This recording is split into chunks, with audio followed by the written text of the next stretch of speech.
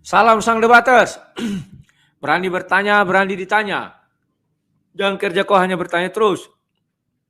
Kawan-kawan, siang hari ini tadi saya di WA. Beliau minta waktu untuk berdiskusi sama saya barang sejam. Ya, dan beliau mengakui penganut paham saat ini Triteos. Ya, kan begini. Triteos itu 3 Tuhan. Kalau di dalam Al-Quran Triteos ditolak oleh Allah SWT ya. Itu Triteosnya adalah Allah, Maryam, sama Yesus. Allah SWT menolak itu ya Triteos. Di dalam Bible saya nggak tahu Triteosnya apa nanti. Apakah Bapa, Firman, ataukah Firman ini adalah Yesus dan Roh Kudus.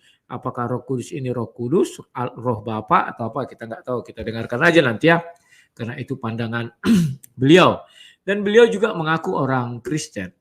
Ya, Kristennya mungkin dari GBI. Karena saya bilang tadi, di doktrin GBI ada itu Pak, halaman berapa saya lupa ya, dulu pernah waktu zaman-zaman Pak Heri. Kemana Pak Heri ya?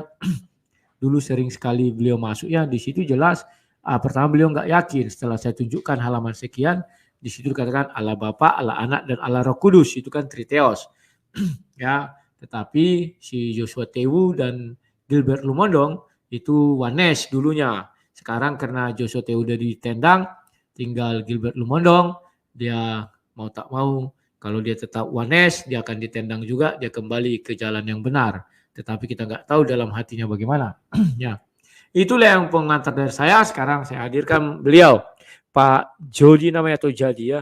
Jadi saya Hindarto. bernama Jody Hindarto, Bro Jody, oh Jody, maaf Pak, semata saya ini agak silendris. Sorry ya. Ini sudah live, kameranya, Pak. Dimatikan kameranya aja. Agak jelek, jadi saya matiin ya. Ya, ya. Terima kasih Pak Jody mau menunjukkan wajahnya. Oke Pak Jody, sudah bisa kita mulai tanpa berbasa-basi. Silakan Pak Jody. Oke, baik ya. Jadi saya kalau masalah berjemaat di GBI Keluarga Allah ya, di Surakarta atau Solo. Waduh, Surakarta toh. Dekat iya, mana itu Pak? Solo. Saya dulu sering ke Surakarta loh, Solo. Oh iya. Iya. Cuman saya kan jemaat pasif gitulah Bro Rudi. Oh, nggak apa-apa. Jadi saya tuh mendapatkan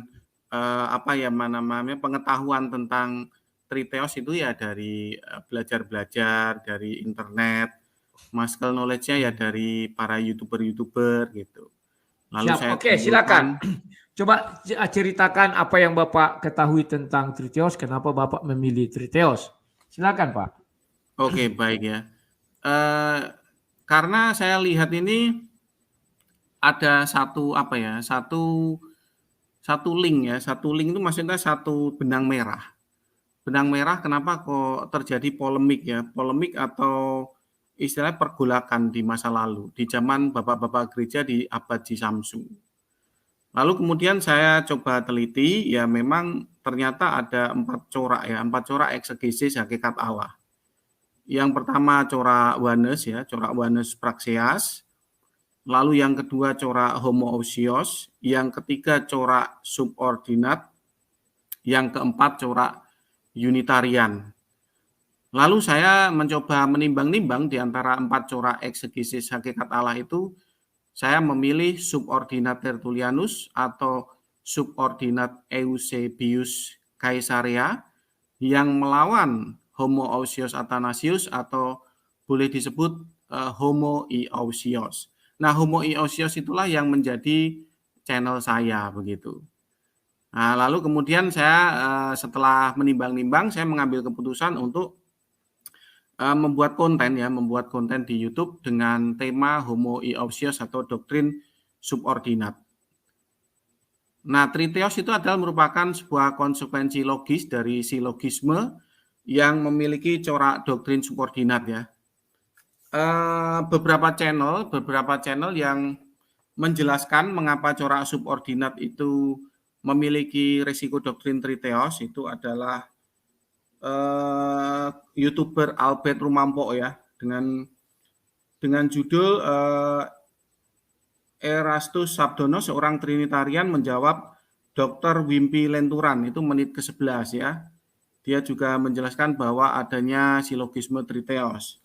Lalu kemudian yang kedua channel DGA Official, itu seorang YouTuber Katolik ya, dengan judul Ajaran Sesat Arianisme, menit ke-24 detik 55, itu juga menjelaskan bahwa ketika corak eksegesis hakikat Allah berdoktrin subordinat, itu memiliki resiko doktrin triteos.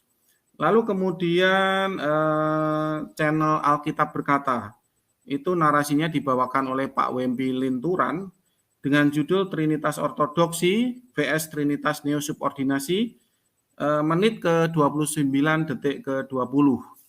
Kemudian juga dari seorang YouTuber luar negeri ya, itu apa namanya,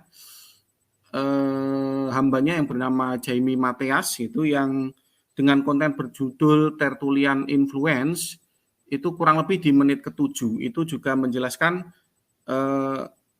silogisme kalau kita mendengar adanya Allah Bapa, Anak Allah, dan Allah Roh Kudus, ya memang memiliki silogisme triteos. Nah, kira-kira begitu, Bro Rudi Debaters, apa yang bisa saya jelaskan. Makasih.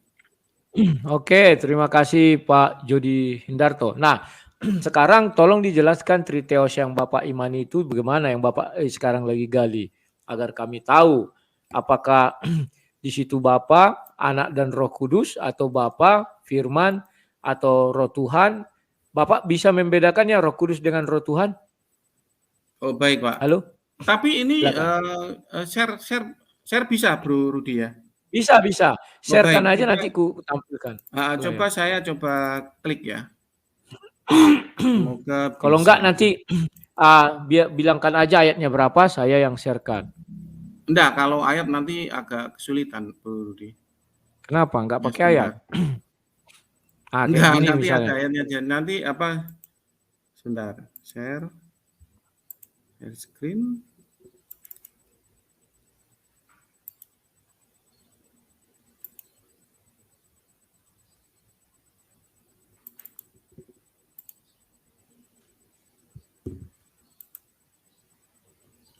Udah, itu saya share. Oke. Oh. Siap. Ya, silakan. Udah masuk ya, Bro Rudi? Udah ada di layar sudah muncul. Oke, terima kasih ya. Baik, ini adalah diagramnya ya, Bro Rudi Debaters ya. Itu yang di atas itu adalah pater atau exhotapanta, theos exhotapanta. Itu ayatnya di dalam 1 Korintus 8 ayat 6 ya. Bro Rudi pasti tahu itu. Interlinearnya Sebentar, 1 Korintus 8 ayat 6. Nah, kita buka. Sabar ya Bapak. Enggak buru-buru kan? Oh, enggak. 1 Korintus berapa? Satu demi satu atau langsung semua atau bagaimana, Bro Rudi? Ya, satu-satu aja kita bahas. 1 Korintus berapa? Oke, baik. 1 Korintus 8 ayat 6. Bentar ya, ayat 6. Namun bagi kita hanya ada satu Allah saja, yaitu Bapa, yang daripadanya berasal segala sesuatu, dan yang untuk Dia kita hidup, dan satu Tuhan saja, yaitu Yesus Kristus, yang olehnya segala sesuatu telah dijadikan, dan karena Dia kita hidup. Terus yang ketiga mana Pak di sini? Ini masih 2. Berarti duiteos. Iya. Halo? Iya, ini kan hasil dari silogisme. Bahkan Ya, yang anak ini bukan dari 1 Korintus 8 ayat 6, Bro Rudi ya. Siap. Jadi kalau yang untuk anak ini Excelton ya, saya ada tulisannya Excelton. Ini dari Yohanes 8 ayat 42. Yohanes 8 ayat 42. Hmm. Jadi masih duiteos ya. Betul. Ayat Yohanes 8 ayat 42. Itu kan pemahaman Bapak ya. Oke, 42. Oke, di sini 42. Kata Yesus kepada mereka, "Jikalau Allah adalah Bapamu, kamu akan mengasihi aku. Sebab aku keluar dan datang dari Bapa. Dan aku datang bukan atas kehendakku sendiri, melainkan Dia yang mengutus aku." Berarti ini enggak jadi duiteos Pak, karena dia berasal dari Bapa katanya. Aku keluar dan datang dari Bapa. Sementara yang Bapak kasih 1 Korintus tadi itu duiteos. Kalau ini kan tidak, dia berasal dari Bapa katanya, atau bagian dari Bapa itu yang diutus ke bumi. Gimana kira-kira? Jadi bertentangan 2 ayat ini Bapak berikan pemahaman Bapak. Enggak, ini saya menjelaskan diagramnya dulu, Bro Rudi. Oh, diagramnya, silakan. Iya, katanya kan mau Oke. tanya itu dasar-dasar ayatnya kan begitu. Ya. Oke, baik ya. Ini ada lingkarannya, itu adalah prostonteon ya. Ya. Baik ya, prostonteon ini artinya adalah berhadapan-hadapan muka dengan Bapa. Itu di dalam Yohanes 1 ayat 1 ya, pros. Pros itu artinya berhadapan-hadapan muka. Jadi gampangannya itu ring 1 gitu aja lah. Jadi istilahnya tuh seperti kayak posisi pas pampres dengan presiden gitu.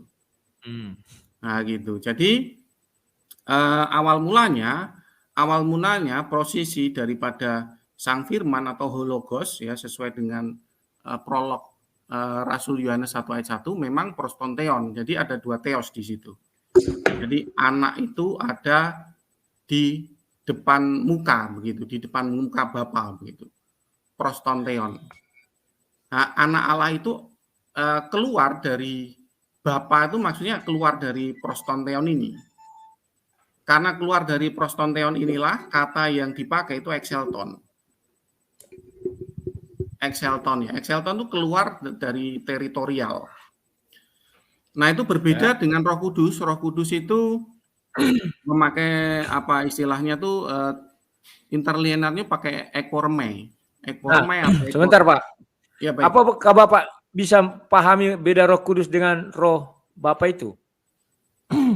Oh, kalau Roh Bapa itu hayat hidupnya.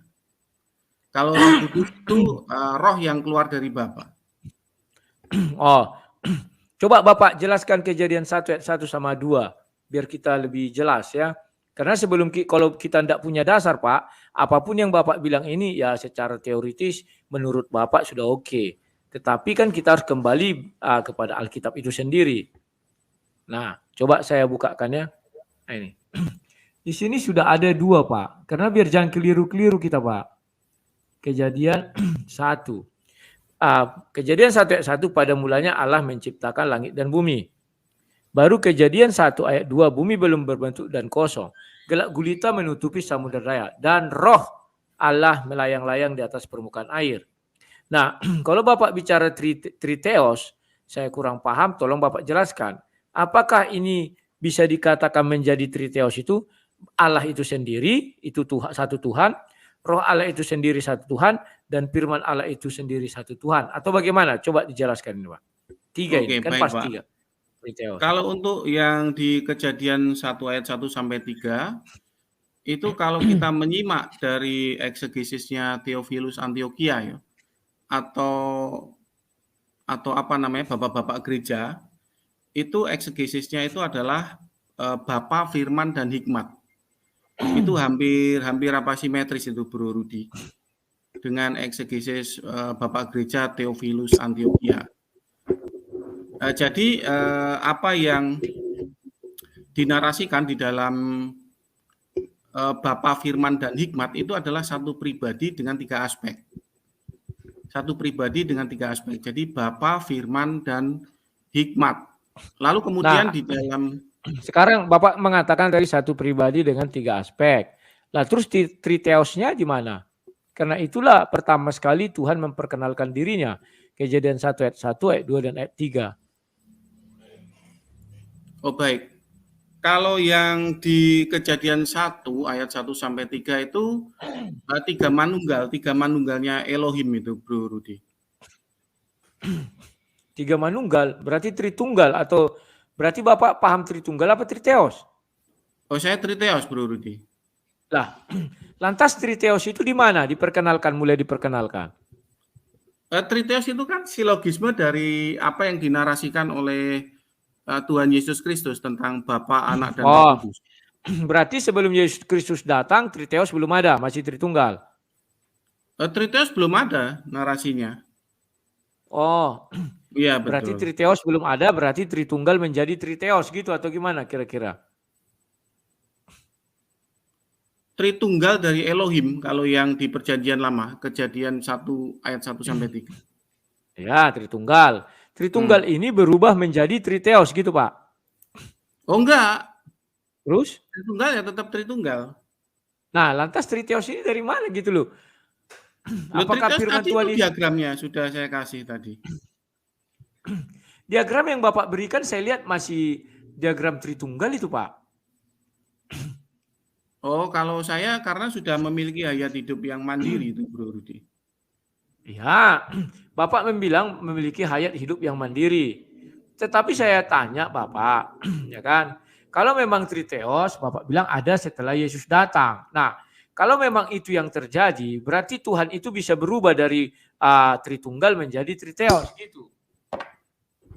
Ya, sebetulnya boleh dibilang itu tidak berubah. Hanya kan memang di dalam Alkitab itu kan memiliki narasi-narasi yang bergerak. Begitu, Bro Rudi. Nah, narasi-narasi yang bergerak inilah yang menimbulkan eksegesis yang bergerak juga gitu. Oke, berarti Bapak mau mengatakan menurut tafsir Bapak gitulah ya. Ya, Karena betul sekali. ya, kalau menurut tafsir Bapak ya sudah. Sekarang bisa saya bertanya lagi kepada Bapak. Saya ingin Ya, tahu silakan. Triteos itu bagaimana. Jadi setelah Yesus datang, Bapa di sorga adalah salah satu Tuhan itu sendiri. Baru Yesus itu juga Tuhan. Satu lagi siapa Pak Tuhannya? Roh Kudus. Roh Kudus adalah Tuhan. Itu diwujudkan di mana? Coba. Apakah ketika Yesus dibaptis atau di mana? Karena hanya itulah ketiganya nampak. Kalau untuk penyebutan Roh Kudus sebagai Theos itu ada di kisah Ananias dan Safira ya. Kisah Para Rasul 5 ayat 3 sampai 4. Ya, itu sudah. Saya nggak tanya itu, ketiga-tiganya bisa tampil bersamaan itu di peristiwa yang mana? Apakah peristiwa pembaptisan itu kan ada roh Bapa, baru ada Yesus dan ada Bapa di sorga, atau kisah Ananias? Karena kalau kisah Ananias yang dijelaskan kan hanya Roh Kudusnya, Bapaknya di mana, anaknya di mana kita nggak tahu kisah Ananias itu. Jadi kalau untuk kita mengeksegesis tentang Triteos yang muncul secara sempak ya di kitab Wahyu, Bro Rudi. Wahyu 4 ya. Jadi mundur lagi.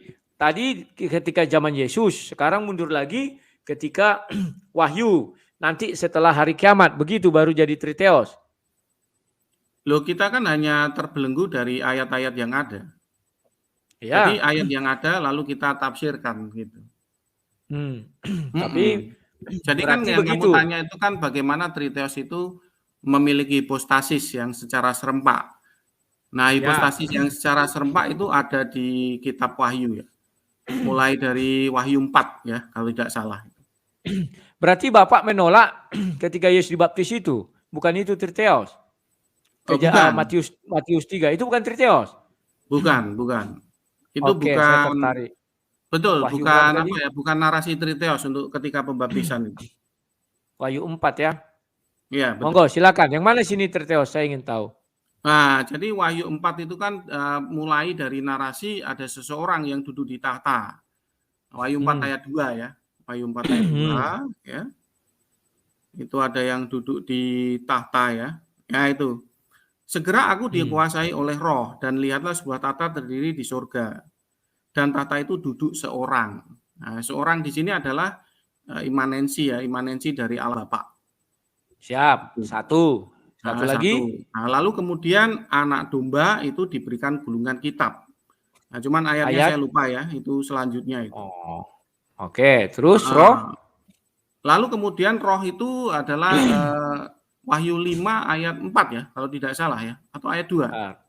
Ketujuh obor roh Allah yang ada di depan tahta itu adalah Roh Kudus itu. Mana dia ini? Ayat berapa? Wahyu 5 ayat 4 kayaknya. Atau ayat 2 ya? Ayat 2. Bukan, dan ya? aku melihat seorang malaikat yang gagah berseru-seru nyaring. Siapa kayak yang layak membuka gulungan? Sebentar, saya lupa. Itu yang ketujuh obor roh Allah yang ada di apa namanya, di depan tahta itu ayat berapa itu? Oh ini 6. Maka aku melihat di tengah-tengah tahta dan keempat makhluk itu, dan di tengah-tengah tua-tua berdiri seekor anak domba seperti loh, ini anak domba. Anak domba itu Tuhan Yesus, Bro Rudi. Ya, Mm-mm. bertanduk 7 dan bermata 7. Iya. Ya. Itulah ketujuh roh Allah yang diutus ke seluruh bumi. Terus? Iya, jadi triteosnya itu kalau kita ringkes itu Wahyu 3 ayat 21 ya. Wahyu Jadi berapa? Wahyu 3 ayat 21, Bentar. betul. Barang siapa menang, ia akan kududukkan bersama-sama dengan aku di atas tahtaku. Sebagaimana aku pun telah menang. Dan Nah, duduk bersama-sama dengan Bapakku di atas tahtanya. ya Ya, betul. terus? Jadi beliau duduk bersama Allah Bapa di sebelah kiri, Anak Allah di sebelah kanan, lalu kemudian 7 obor Allah di depan tahta. Cuman yang ketujuh obor Allah di depan tahta ini saya lupa ayatnya, Bro Rudi. Ya, oke. Ya, Sekarang betul. aku menanya Ya, dulu silakan. dengan Pak apa namanya tadi? Tunggu dulu. Pak Jody, Bro Iya, Rudi. Pak Jody. Sambil minum ya Pak Jody, aku kerongkonganku mau sangkut-sangkut. Iya, nggak apa-apa. Ini ngobrol-ngobrol ringan 1 jam aja kok. Ya, oke. Oke.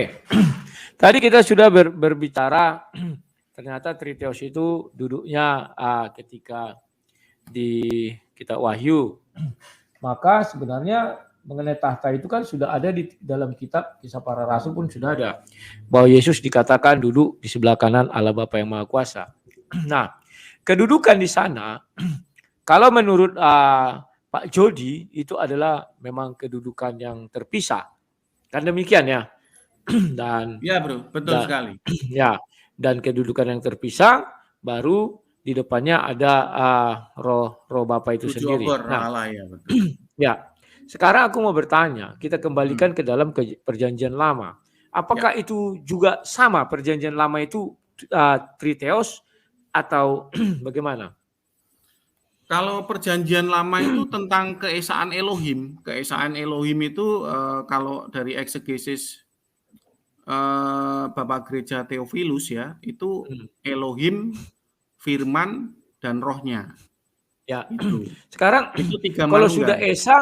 Esa jadi berubah menjadi Triteos. Kok bisa Ya ya? kan Coba kita cara. hanya ngikut apa yang dinarasikan oleh Rasul Paulus ya di dalam 1 Timotius 2 ayat 5. Jadi ada Ya, 2 oke. keesaan di situ. Ya. Nah, sekarang saya bawa dulu kepada analogi saya. Ya, silakan. Pertama-tama, ketika teknologi ini belum ada, saya anggaplah kita bertemu langsung. Berarti Bapak melihat aku sebagai seorang. Paham ya Pak maksud saya? Ya, betul, betul. Satu. Setelah itu teknologi maju. Aku kirim suaraku kepada Bapak seperti ini. Dan Bapak sudah pernah bertemu aku, maka Bapak menjawab kepadaku, Rudi. Paham ya Pak sampai situ? Ya, betul, bro.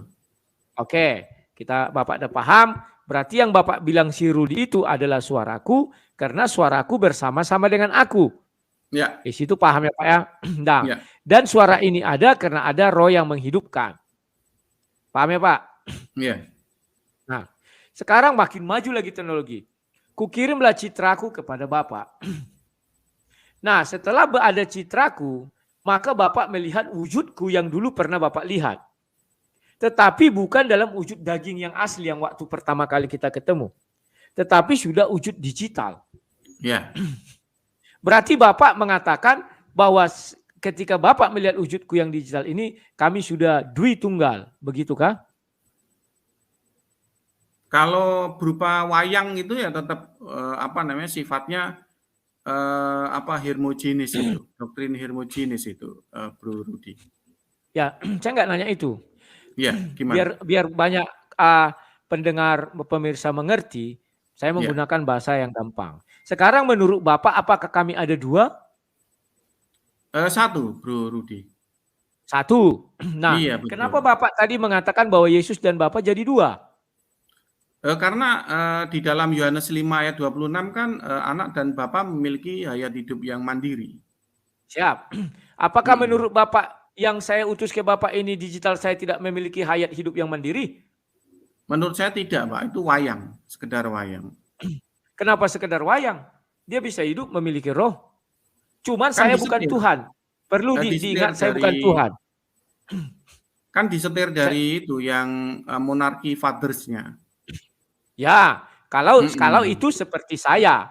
Tapi pernah nggak Bapak menonton sebuah film, dia mengutus 3 dimensinya. Yang aslinya duduk begini, yang 3 dimensinya jalan-jalan. Itu Nggak nanti masalah. teknologi akan ke sana. Tapi kan jalan-jalannya itu kan dia punya program untuk menyetir wayangnya itu. Nah, itu kan manusia, karena manusia belum sanggup seperti Tuhan. Kalau Tuhan apa juga memprogram? Kan Tuhan bisa aja memberi kehendak bebas. Suka-suka dia, diberinya kehendak bebas kepada firman-Nya. Silakan lakukan Oh, apa lakukan. kalau sudah memiliki free will yang berbeda ya saya tidak bisa mengatakan bahwa itu tiga manunggal, Bro Rudi. Tetap ya duiteos kalau free will-nya. Karena triteos atau duiteos itu kan yang dihitung itu free will-nya atau hayat hidupnya. Loh, kenapa dari free will? Dari hayat hidup? Iya, memang eksegesis bapak-bapak gereja itu menghitung hayat hidup Bapa, Anak, dan Roh Kudus itu, Bro Rudi, kan pergolakan di masa lampau. Pergolakan di masa lampau di abad Cisamsu itu memang perdebatannya itu. Jadi corak Yohanes itu menghitung bahwa memang Allah itu hanya memiliki satu hayat hidup ya, satu hayat hidup Ya. dengan apa namanya wayang-wayangnya Oke. begitu. Sekarang di dalam diri Bapak ada Tuhan enggak? Ada Roh Kudus itu, Nah, sistem pre ya. sekarang di dalam diri Bapak, Roh Kudus yang di dalam diri Bapak sama enggak dengan Roh Kudus yang di dalam diri saya? Baik, Sama, Bro Rudi. Kenapa? Sama. Kok sama, Pak? Iya, itu kan sistem pre. Nah, gimana? Sementara ya pemikiran di dalam diri Bapak tentang Roh Kudus itu, keputusan yang dibuat dia berbeda dengan keputusan yang di dalam diri saya. Loh, Roh Kudus itu kan hanya merupakan sistem metre ya, sistem metre yang memetre batin orang percaya ya. Jadi supaya memiliki Bukan kok jadi Roh Kudus jadi sistem materai. Roh Kudus itu hidup enggak di dalam diri Bapak atau mati? Ya hidup no, Bro. Nah, jikalau hidup, maka dia punya kehidupan sendiri di dalam diri Bapak karena sudah bersatu dengan Bapak. Di dalam diriku dia juga hidup karena bersatu dengan diriku. Pertanyaanku, ada berapa Tuhan jadinya di dunia ini kalau melihat konsep Bapak? Apabila sudah punya kehendak bebas masing-masing, maka itu adalah apa namanya itu Pak bilang sudah Dwitunggal. Berarti kalau 1 miliar manusia, 1 miliar Tuhan. Apakah begitu? Oh ya, itu hayat hidupnya Roh Kudus semua, Bro Rudi. Nah, sementara keputusannya jadi hanya tadi Bapak aspeknya Roh Kudus. Bapak menekankan tadi kalau sudah punya free will berarti sudah lain lagi Bapak bilang, sudah beda entitas, sudah beda manusia, beda wujud, beda apalah namanya itu.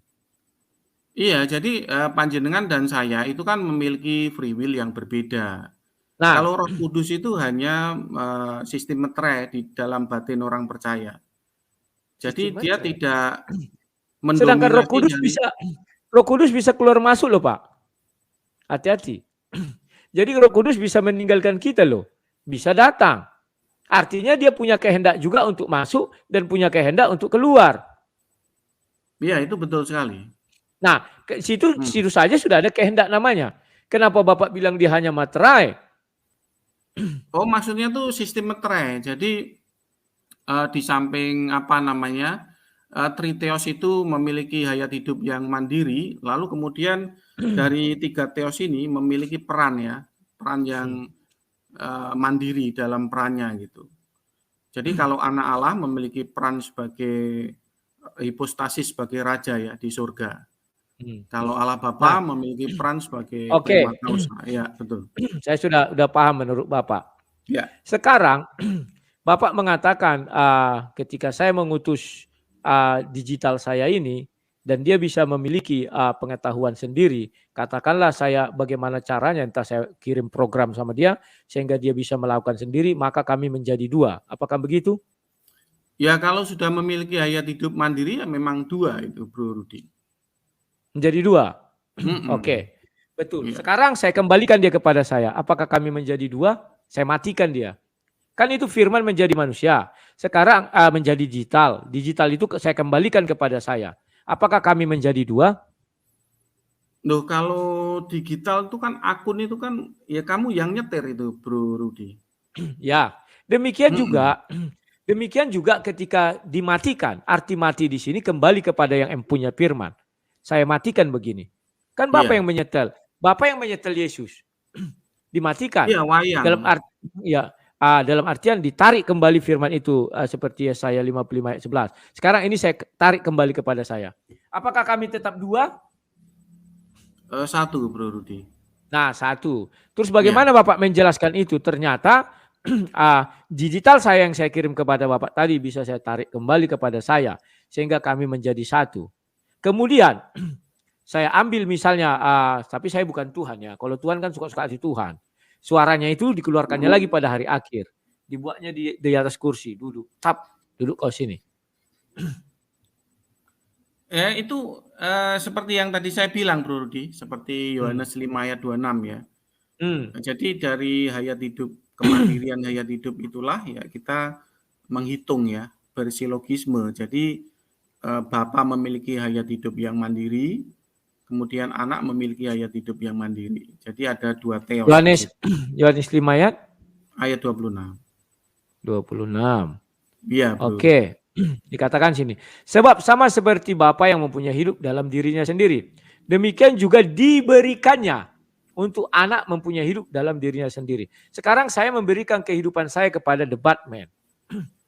Sama seperti aku punya kehidupan sendiri. Sekarang aku beri kehidupan kepada the Batman. Apakah kami menjadi dua Rudi? Loh, kalau The Batman itu hanya akun atau wayang dari Ya, Rudy karena saya bukan Tuhan. Karena saya bukan Tuhan. Tolong diperhatikan. Cara melihatnya bukan demikian. Ada kata ini, gambar yang di depan saya ini, bisa dia berjalan sendiri. Kan saya sudah bilang, teknologi nanti, aku bingung lihat orang-orang seperti Bapak ini ya. Selalu merasa saya Tuhan. Saya enggak Tuhan. Saya memberi contoh ini, Bapak sudah bisa menangkap, apalagi Tuhan. Bisa membuat yang diutusnya itu berbicara sendiri, berpikir sendiri.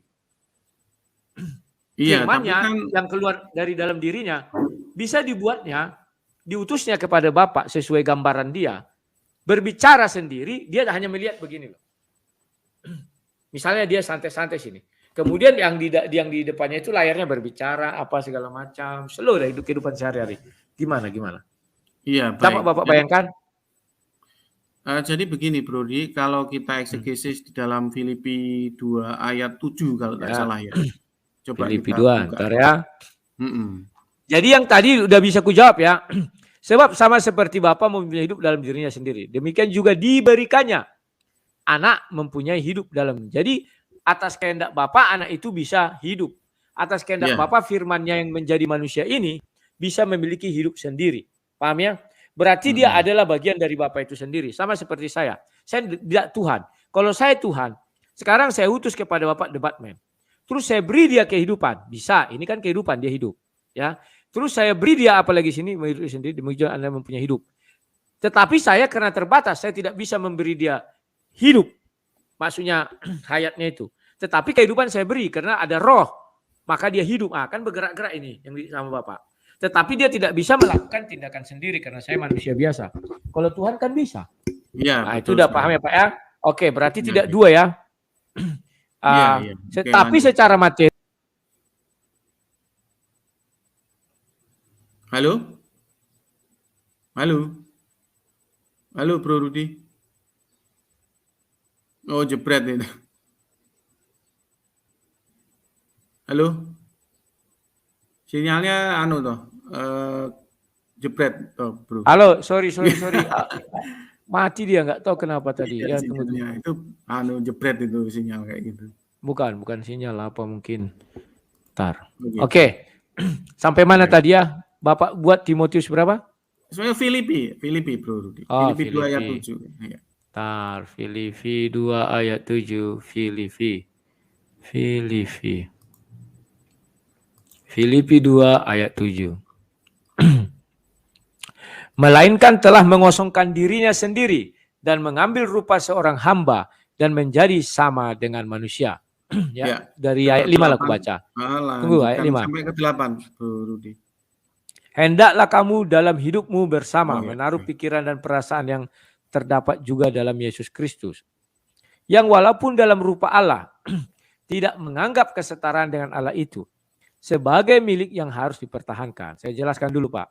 Sekarang saya mengutus departemen yang walaupun dalam rupa Rudi Yohanes, tetapi dia tidak menganggap setara dengan Rudi Yohanes. Jelas, karena aku matikan gini, mati dia. Paham ya Pak ya? Iya, oke. Nah, paham sampai situ. Berarti kami bukan dua ya. Cuman aku mengutus firmanku secara materi saat ini kami dua. Satunya digital, yang satunya daging. Walaupun dalam rupa Rudi Yohanes, ya kesetaraannya. Tetapi saya baca dulu. Walaupun dalam rupa Rudi Yohanes tidak menganggap kesetaraannya dengan Rudi Yohanes itu sebagai milik yang harus dipertahankan. Ya, cuman saya manusia terbatas. Tolong diperhatikan Pak. Oke, lanjut lagi. Ya, ini maksudnya saya jelaskan. Saya tidak merubah kitab suci. Saya sudah baca. Karena siapa yang menambah, siapa yang mengurangi susah. Melainkan telah mengosongkan dirinya sendiri dan mengambil rupa seorang hamba dan menjadi sama dengan manusia. Nah, kalau saya kan hanya bisa mengutus sama manusia. Kalau Tuhan bisa mengutus firman-Nya menjadi manusia. Bukan Tuhan yang jadi manusia loh Pak. Firman. Iya. Jadi firman itu adalah ucapan daripada Bapa di sorga. Firman-Nya yang menjadi manusia dan manusia itu menjadilah diberi nama Yesus. Oke, lanjut. Dan dalam keadaan sebagai manusia, ia telah merendahkan dirinya dan taat sampai mati, bahkan sampai mati di kayu salib. Jadi, Yesus ini dalam keadaan manusia yang merendahkan dirinya, Pak. Tapi kalau dia dalam keadaan Bapa, dia tentu tidak merendahkan dirinya dalam keadaan Bapa. Artinya, dialah Bapa itu sendiri, bisa kembali kepada Bapa. Satu kesatuan, Tritunggal, Kejadian 1 sampai 2 dan 3. Lanjut lagi. Sampai 8 Pak ya. Udah itu sampai 8. Silakan. Bagaimana Bapak menjelaskan dari sudut Triteos? Iya, baik Pak. Itu dari yang Filipi 2 ayat 8 itu kan tertulis ya, ia telah merendahkan dirinya dan taat. Nah, jadi kalau itu sifatnya sebagai wayang atau akun digital itu nggak bisa Pak. Itu kata taat itu di eksegesis. Sebentar. Karena kan itu. Sebentar dulu. Sekali lagi saya katakan. Saya bukan Tuhan. Susah kali menjelaskannya. Saya memberi contoh hanya kepada manusia biar gampang mengerti. Kalau dibilang tunduk dan taat, dia tunduk dan taat debat ini sama saya. Saya matikan, mati dia. Saya diamkan. Paham ya? Saya bukan Tuhan loh Pak. Tolong diperhatikan. Jangan kayak simsalabim cara berpikirnya. Simsalabim selalu merasa saya Tuhan. Sehingga Tuhan mengirim wayangnya. Katanya. Bukan. Paham ya Pak ya? Kalau Bapak tidak paham untuk apa kita diskusi. Selalu Bapak menganggap saya Tuhan yang bisa mengirim utusannya kepada Bapak dengan pemikiran sendiri. Saya bukan Tuhan Pak. Paham maksud saya enggak? Saya enggak pernah menganggap panjenengan Tuhan. Bro. Nah, kenapa Bapak mengulang-ulang itu wayang? Wayang tidak punya pemikiran sendiri. Memang enggak punya. Karena saya bukan Tuhan. Sedangkan saya bisa mengutus digital saya kepada Bapak. Apalagi Tuhan. Dia bisa mengutus suaranya dalam bentuk manusia. Dan manusia ini punya pikiran sendiri. Dan ingat di ayat Filipi yang Bapak baca itu dikatakan. Dia tidak punya kuasa Tuhan. Karena dalam wujud manusia. Dia merendahkan diri, mengosongkan diri. Tetapi kalau dia kembali dalam wujud Tuhan. Kembali bersama-sama dengan Bapak. Dia punya kuasa. Iya. Paham ya Pak? Silakan. Tidak pakai tapi Pak. Iya. Silakan. Ini Tapi kan kita ulang sekali lagi. Kita ulang sekali lagi Pak. Hendaklah kamu dalam hidupmu bersama menaruh pikiran dan perasaan yang terdapat juga dalam Kristus. Yang walaupun dalam rupa Allah. Ingat ya. Yang walaupun dalam rupa Allah. Tidak menganggap kesetaraan dengan Allah itu sebagai milik yang harus dipertahankan. Ingat dia setara dengan Allah. Tetapi tidak menganggap itu sesuatu yang harus dipertahankan. Melainkan telah mengosongkan dirinya. Kalau mengosongkan diri artinya dia menjadi manusia biasa. Dan mengambil rupa seorang hamba. Dan menjadi sama dengan manusia. Nah ayat 8. Dan dalam keadaan sebagai manusia. Ingat Pak. Dalam keadaan sebagai manusia. Ia telah merendahkan dirinya. Artinya kalau dia dalam keadaan Tuhan. Dia tidak akan pernah merendahkan dirinya Pak. Paham maksud saya? Dalam keadaan manusia. Artinya dia bisa kembali bersama-sama dengan Bapa. Dan dia adalah Bapa. Firman. Kan ingat ya. Konsep dasar menjelaskan Yesus. Firman menjadi manusia. Dikit lagi Pak. Tunggu. Dan taat sampai mati. Bahkan sampai mati di kayu salib. Silakan Pak. Iya Pak. Kata kuncinya itu taat Pak. Jadi walaupun itu Tuhan yang mungkin di dalam menggerakkan wayang-wayangnya itu melebihi kemampuan Bro Rudi ya. Tapi di dalam silogisme, di dalam kita bereksegesis dengan akal budi kita, ya tentu saja tetap apa namanya itu memiliki suatu apa ya, suatu pemikiran yang simetris, Bro Rudi. Jadi yang namanya entah itu wayang dari Tuhan, entah wayang dari Bro Rudi, walaupun sedemikian rupa canggihnya, kalau wayang yang tetap nggak bisa dikategorikan taat, gitu. Jadi kalau kategori taat itu entah wayang itu dibuat Tuhan. Sebentar entah, Pak. Bapak juga tetap mengatakan saya hampir sama dengan Tuhan. Saya sudah jelaskan bahwa yang saya kirim kepada Bapak itu bukanlah seperti Tuhan. Tetapi Tuhan mengirim Yesus itu Pak untuk taat. Sama seperti ini sekarang. Debatman, punya kuasa nggak debatman? Nggak punya kuasa Pak. Saya yang punya kuasa, saya matikan dia mati. Dia taat. Tetapi ingat, saya bukan Tuhan loh. Ini masih gambaran kasar. Apapun yang saya katakan, itu yang dilakukan debatman. Mohon diperhatikan ya Pak. Jangan nanti kembali lagi kita. Bapak berarti belum nangkap seolah-olah saya seperti Tuhan. Kalau Tuhan Pak, saya saja bisa. Apalagi Tuhan Pak. Lebih canggih lagi dia Pak. Paham itu Pak? Silakan. Iya. Jadi Tuhan tuh secanggih apapun ya, kalau wayang tetap wayang, Pak. Makanya di zaman Bapak gereja itu, Loh, Tuhan tidak mengirim wayang. Tuhan mengirim firman-Nya menjadi manusia. Dan manusia itu diberi kehendak bebas. Dan manusia itu tunduk dan taat kepada Dia. Itulah sebabnya Yesus mengatakan, apa yang kuucapkan tidak berasal dari aku. Apa yang diucapkan debatman tidak berasal dari debatman. Tetapi dari Dia yang ngutus aku yang ngutus Dia. Paham nggak Pak? Aduh, iya, kalau nggak paham Pak, gimana sih? Jadi kalau gini loh Pak, kalau triteos itu kan memiliki konsistensi ya, konsistensi dalam menghitung hayat hidup. Bapak bilang konsistensi, sementara Bapak bilang perjanjian lama Esa, sekarang jadi triteos, nanti di Wahyu jadi triteos. Itu namanya tidak konsistensi Pak. Gimana sih arti definisi konsistensi ini? Ya kan yang dieksegesis itu kan Elohim Pak. Nah, iya. Biarpun yang dieksegesis Elohim Pak, Bapak bilang konsistensi. Berarti Bapak bilang dulu Esa, Tritunggal, dulu Tritunggal. Sesudah itu Triteos muncul setelah Yesus datang ke bumi. Terus Bapak ralat lagi setelah nanti di kitab Wahyu, hari akhir. Itu nggak konsisten Pak. Kalau saya membilangkan konsisten itu seperti yang saya jelaskan tadi Pak. Cuman ingat, saya bukan Tuhan.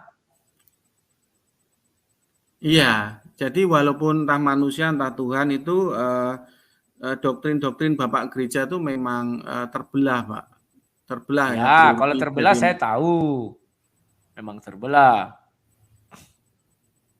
Ya, jadi terbelah dari 4 corak itu. Kalau yang Bro Rudi jelaskan itu adalah hermogenes ya.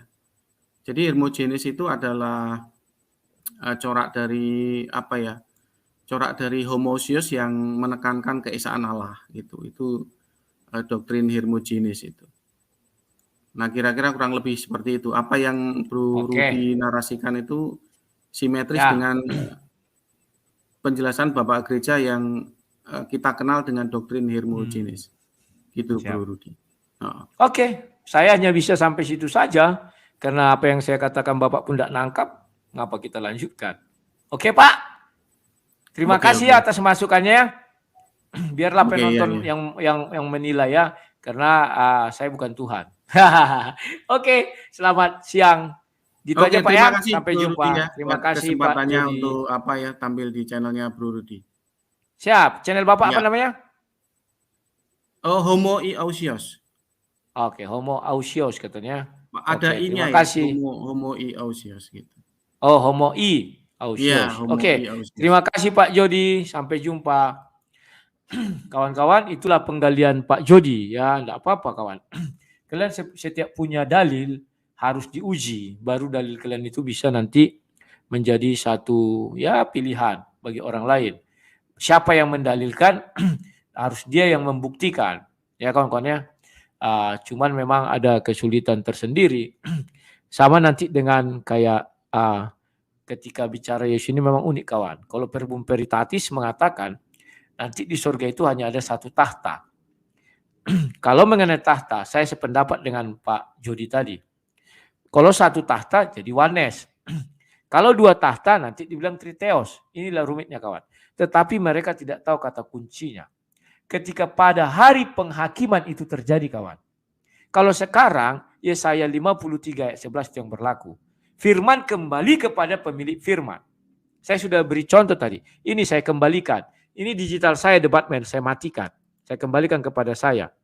Cuman saya masih bicara, saya bisukan pun dia bisa. Kembali utuh kepada saya. Ini contohnya, saya matikan ya.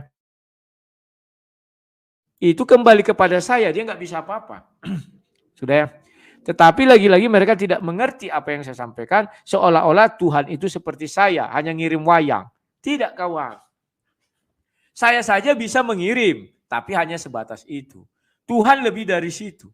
Dikasihnya pengetahuan kepada firman-Nya, kan suka-suka Tuhan. Sudah dikatakan firman menjadi manusia. Jadi manusia. Dan dikatakan di situ, bagaimana kesatuan Tuhan itu baru dia dikatakan Tuhan. Firman bersama-sama dengan Bapa, Yohanes 1 ayat 1. Maka firman adalah Bapa. Dia mengambil Filipi. Filipi itu sudah jelas sekali kawan, Filipi 2. Sekalipun dalam rupa Bapa, mengosongkan diri. Dan ayat 8 itulah pamuncaknya kawannya. Itu jelas sekali dikatakan begini kawan, ayat 8. Dan dalam keadaan sebagai manusia, ia telah merendahkan dirinya. Ya, contohnya, kalau orang mengatakan Yesus tidak tahu kapan hari kiamat. Ya, karena dikatakan di Filipi 2 ayat 8 itu. Dan dalam keadaan manusia, dia telah merendahkan dirinya, dia tidak tahu. Tapi kalau dia dalam keadaan firman bersama-sama dengan Bapa, apakah dia merendahkan dirinya? Oh, tunggu dulu. Enggak kawan. Tetapi bukan berarti di sorga itu ada 3 Tuhan. Nanti timbul lagi pertanyaan kayak simsalabim. Kelahi dong Tuhannya. Misalnya mau buat cuaca mendung. Yang satu bilang tidak, yang satu bilang iya. Apakah mereka harus rembukan? Ah ini kawan. Ya kan? Kalau saya tetap berpatokan kepada kejadian 1 ayat 1. Bapak itu pun sulit membedakan. Kejadian 1 ayat 1 karena memang itu Tritunggal. Tetapi setelah Yesus datang jadi Triteos. Apakah mungkin Tuhan menjadikan dirinya menjadi 3 dan menjadikan 3 Tuhan? Kan itu uniknya. Yang benar adalah Tritunggal. Yang diutus itu firman-Nya dan rohnya. Roh dan firman bisa kembali ke dalam dirinya. Tetapi kalau dia menjadikan Tuhan baru dikirim ke dunia, kawan, artinya Tuhan itu tidak maha. Dijadikannya Tuhan. Dibuat saingan dia. Dalam sejarahnya hanya manusia yang serupa dan segambar dengan Tuhan. Tuhan tidak akan menjadikan Tuhan lagi. Gak ada itu diciptakannya Tuhan lagi, dikirimnya ke bumi.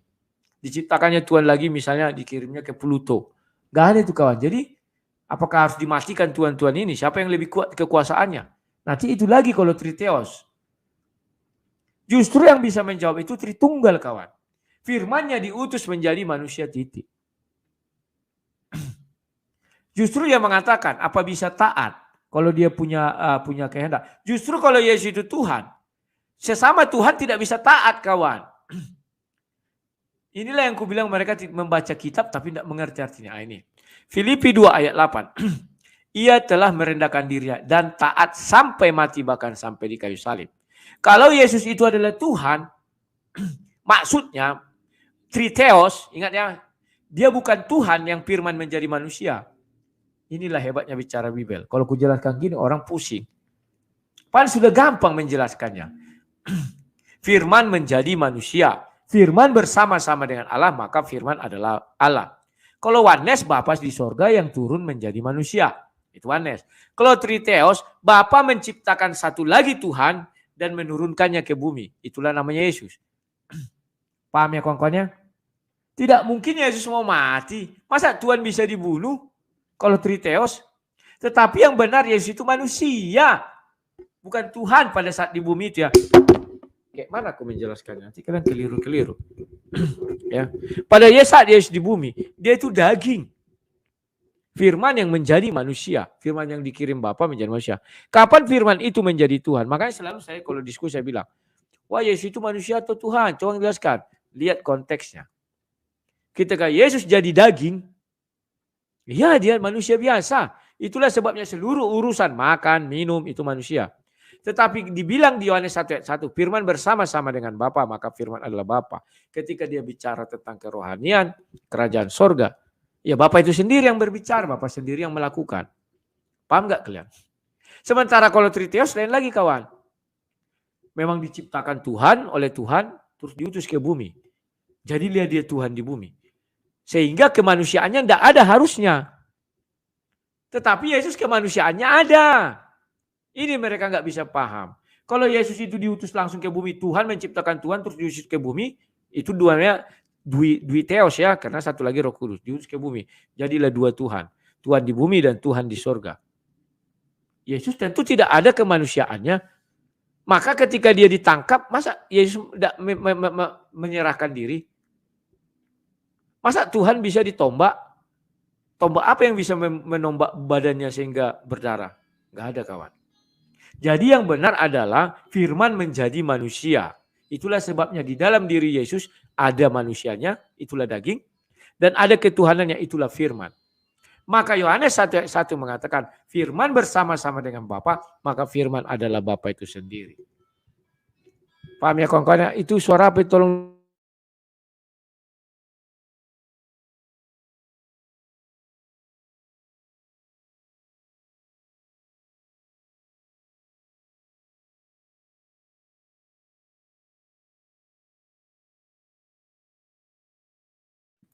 Sabar kawan-kawannya, ada suara musik. Sekarang ini harus hati-hati kalau ada musik nanti kena strike kita. Oke. Nah, semoga kalian paham apa yang saya ucapkan dan kalian mengerti lah ya. Dan ya setiap saya memberi contoh selalu orang mengira saya Tuhan. Loh, Bapak kan mengutus wayang. Ya, saya mengutus wayang. Tapi Tuhan kan bisa lebih dari situ. Secara materi kami dua. Satu digital, satu yang asli yang daging ini. Tetapi secara kesatuan kami satu. Kupanggil ini kembali kepadaku, dia mati. Kumatikan kembali kepadaku ya. Paham ya kawan-kawan ya? Sederhana kawan, tapi ya begitulah. Ada yang bisa nangkap, ada yang enggak. Oke, kawan-kawan. Saya sudahi dulu sampai sekian ya. Nanti kita kita lanjutkan lagi sore hari.